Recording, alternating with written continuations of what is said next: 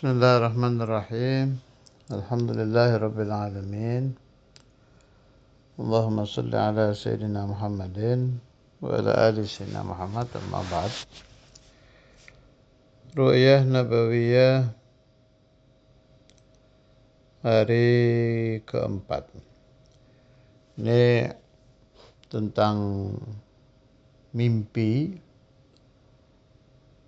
Al-Imam Syafi'i, Imamuna Sayyidi Muhammad bin Idris Asy-Syafi'i radhiyallahu ta'ala anhu.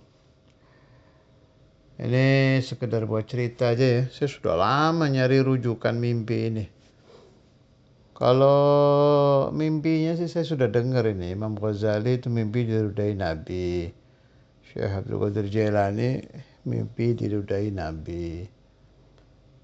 Imam Syafi'i juga. Dan banyak imam-imam lain. Saya dengar waktu saya belajar dulu atau saat saya mendengarkan ceramahnya ulama-ulama. Cuma rujukannya ini yang baru dapat saya. Kalau Sayyidi Syekh Abdul Qadir Al-Jailani kan banyak itu rujukannya yang dirudai Rasulullah SAW sampai 7 kali itu. Kisah masyhur.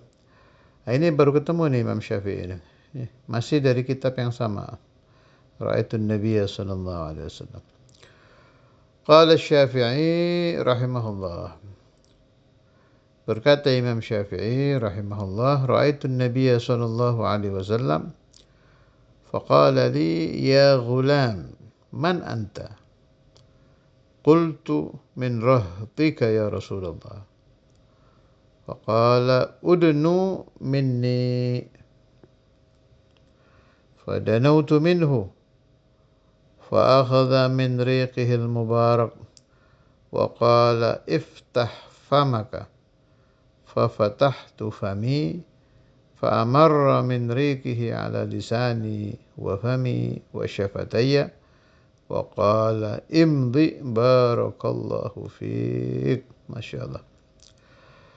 Saya bermimpi Nabi, kata Imam Syafi'i, Rasulullah bersabda, ya ghulam, wahai anak, siapa engkau?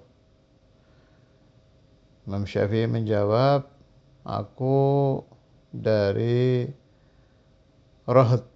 Rahat itu bisa keluarga, bisa kaum. Tapi memang Imam Syafi'i nasabnya atasnya itu ya, sambung ke Nabi ya. Jadi ini kita artikan keluarga saja. Dari keluargamu ya Rasulullah, hanya bukan dari Hasanen, bukan dari Imam Hasan, bukan dari Imam Husain, bukan dari Imam Ali, bukan dari Sayyidah Fatimah, masih atasnya. Terkenal, lihat aja nasabnya di kitab-kitab atau di medsos tuh banyak. Min rahtika ya Rasulullah, dari keluargamu ya Rasulullah. Faqala, bersabda Nabi Muhammad, udnu minni, dekatlah kepadaku. Kemudian aku mendekat kepada Nabi, lalu Nabi Muhammad SAW mengambil dari air ludahnya Nabi al-Mubarak yang penuh barakah. Dan Nabi bersabda, iftah famak. Ya kayak ceritanya Sayyidi Syekh ini ya. Cuma Sayyidi Syekh 7 kali, lainnya sekali. Iftah famaka. Bukalah mulutmu. Fafatahtu fami. Kemudian aku membuka mulutku. Fa'amarra min rikihi. Kemudian Nabi melewatkan, maksudnya diusap-usapkan gitu, air ludahnya Nabi ke lisan Imam Syafi'i, ke mulutnya juga ke dua bibirnya. Wa qala imdi barakallahu fiik. Dah, teruskanlah. Semoga Allah, atau boleh diartikan pergilah atau teruskanlah.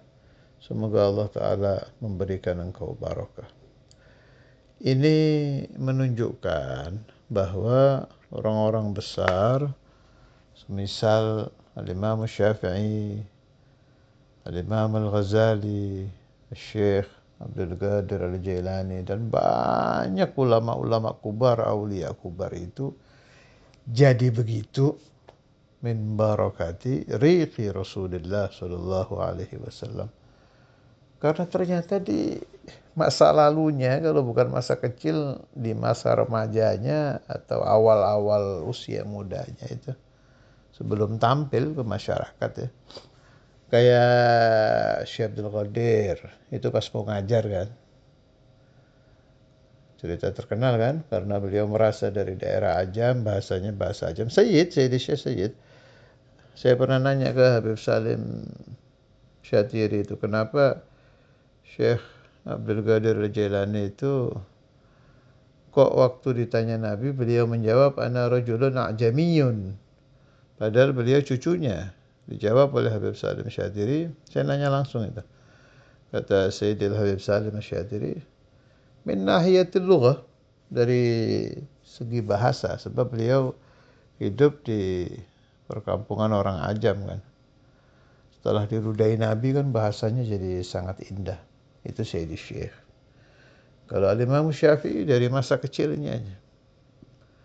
Saya berkeyakinan bahwa riku Rasulullah SAW itu tidak bisa dibandingkan dengan, ya maaf ya ini pendapat saya ya, terserah kepada pendengar, dari seluruh alam, baik alam dunia, alam akhir, alam manapun. Sebab terlalu suci itu ludahnya Nabi itu. Dan nyata gitu. Orang-orang yang diludai Nabi itu nantinya jadi orang besar.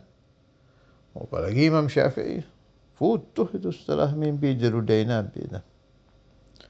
Wa kulluhum min Rasulillahi multamisan gharfan min al-bahri aw rashfan min al-diyami. Wa sallallahu ala sayyidina Maulana Muhammad wa ala alihi wa sahbihi wa sallam. Walhamdulillahi rabbil alamin.